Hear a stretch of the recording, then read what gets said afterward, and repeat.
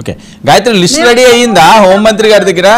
మీరు అందరూ ఏమన్నా ఇచ్చారా? ఏమన్నా లిస్ట్ ఏమన్నా ఇచ్చారా? ఖచ్చితంగా ఇస్తామండి.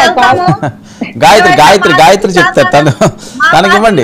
అనిత గారికి రిప్రజెంటేషన్ ఇవ్వడానికి మేము త్వరలో వెళ్ళబోతున్నాము. మాది ఒక చాంతాడంత లిస్ట్ ఉంది. ఎవరండి అందులో ముఖ్య భూమికి పోషించిన వాళ్ళు? ఏమన్నా 2-3 పేర్లు ఏమన్నా చెప్తారా?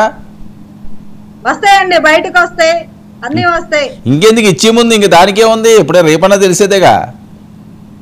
అంతెందుకండి, మా ప్రెసిడెంట్ గారి వైఫ్ మీదే పెట్టిన అదే ఫస్ట్ దండి. మా ప్రెసిడెంట్ గారిని ఎంత వ్యక్తిగతంగా అన్నం చేశారు అదే ఫస్ట్. అతను ఆ వర్ర రవీంద్రారెడ్డి వచ్చింది వాడి పేరేదో, ఆడిని మాత్రం యాడున్న బైక్ లాక్కొచ్చి ఆ బోరగడ్డ అనిల్ని వీళ్ళందరినీ వదలమండి మేము. ఏదో మేము వ్యాఖ్యలు చేసాంగా ఇప్పుడు సారీ చెప్తే అయిపోయింది అంటే కుదరదు. అది మేము ఒప్పుకోం, మహిళలుగా మేము ఒప్పుకోం. మా ప్రెసిడెంట్ గారే వచ్చి పోనీలే పాపం అన్నా కూడా మేము ఒప్పుకోం.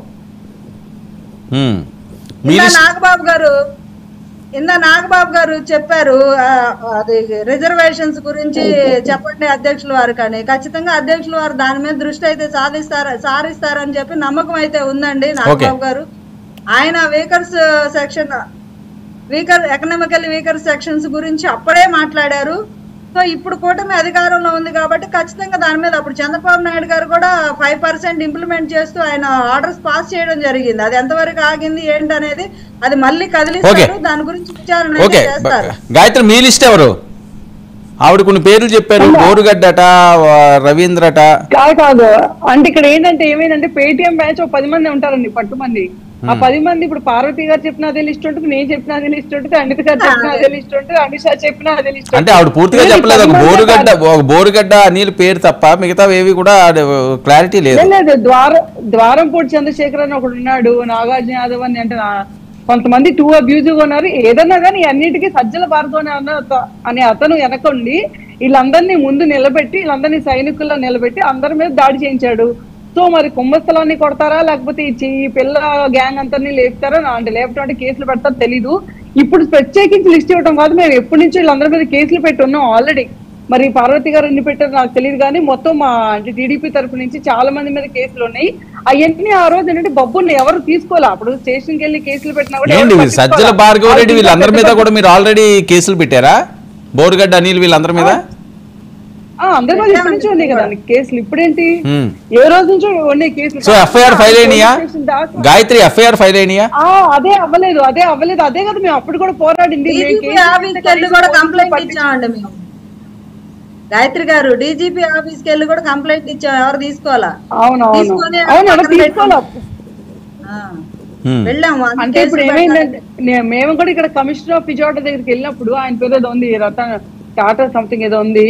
వెళ్ళినప్పుడు మేము చూస్తాం, మేము ఇవన్నీ పరిశీలించాలి కదా ఏంటేంటో మాట్లాడారు. చాలా మంది ఏంటి అపాయింట్ అయిన అంటే కంటెస్టెంట్ చేసి కౌన్సిల్స్ ఉంటారు కదా టీడీపీ కౌన్సిల్స్ లేడీస్, వాళ్ళ మీద కూడా అసభ్యకరంగా పోస్టులు పెట్టడం, ఆ ఊర్లో వాళ్ళు ఇబ్బంది పెట్టడం ఇవన్నీ కూడా జరిగితే వాళ్ళ గురించి కూడా మేము అప్రోచ్ అయితే ఇదే మాట అన్నారు, చూద్దాం ఇప్పుడేగా మీరు కంప్లైంట్ చేశారు, మేము మా ఎంక్వైరీలు మేము చేసుకోవాలి, మేము కంప్లైంట్ తీసుకోలేము అంత ఈజీగా అని చెప్పి మాట్లాడారు. చాలా చులకనగా మాట్లాడారు. మరి ఇప్పుడు అన్నిటికీ ఆ రోజు మీ ఇష్టం ఉన్నట్టు మీ చేతిలో అధికారం ఉంది కదా అని చెప్పి లా అండ్ ఆర్డర్ కానీ పోలీస్ సిస్టమ్ కానీ సిఐడి సిస్టమ్ మీ కాళ్ళ కింద తొక్కారు. ఈ రోజు మేమెందుకు కోరుకుంటామండి? మరి ఆ రోజు మేము ఏ కంప్లైంట్స్ పెట్టామో అదే కంప్లైంట్స్ మళ్ళీ బయటకు తీస్తాం, 100% తీస్తాం. అందులో డౌట్ ఏముంది? మేము ఆ రోజు ఇబ్బంది పడకపోతే మేము ఇబ్బంది పడలేదని ఇప్పుడు అబద్ధాలు చెప్పినట్టే ఆ రోజు మేము ఇబ్బంది పడలేదు అని చెప్పింది. ఆ రోజంతా మేము టీవీ ముందుకు వచ్చి మమ్మల్ని ఇబ్బంది పెడుతున్నారు మా అంటే పార్టీ నేతలను కానీ అపోజిషన్ అనుకుని ఎవరినైనా సరే, అది జేఎస్పీ అయినా టీడీపీ అయినా సరే, బయటకు వచ్చి ఫైట్ చేసిన ప్రతి ఒక్కళ్ళు ఇబ్బంది పెడుతున్నారనే చెప్పాం. మరి ఆ రోజు మేమేం అబద్ధాలు చెప్పలే కదా, ఎవరైతే ఇబ్బంది పెట్టారో మమ్మల్ని వాళ్ళే కదా.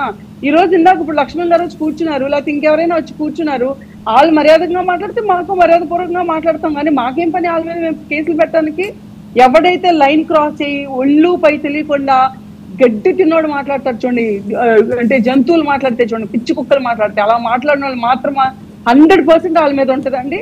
కొంతమంది హైదరాబాద్ లో లేకపోతే ఎక్కడో చెన్నైలో ఉండి బతికిపోయారు, కానీ ఇక్కడ ఉంటే మాత్రం ఎవరి మీదైనా కేసు ఉంటాయి 100%. ఓకే నాగబాబు గారు మీ ప్రాంతంలో కూడా ఇలాంటి వాళ్ళు ఉన్నారు ఎవరన్నా? ఏంటండి? నాగబాబు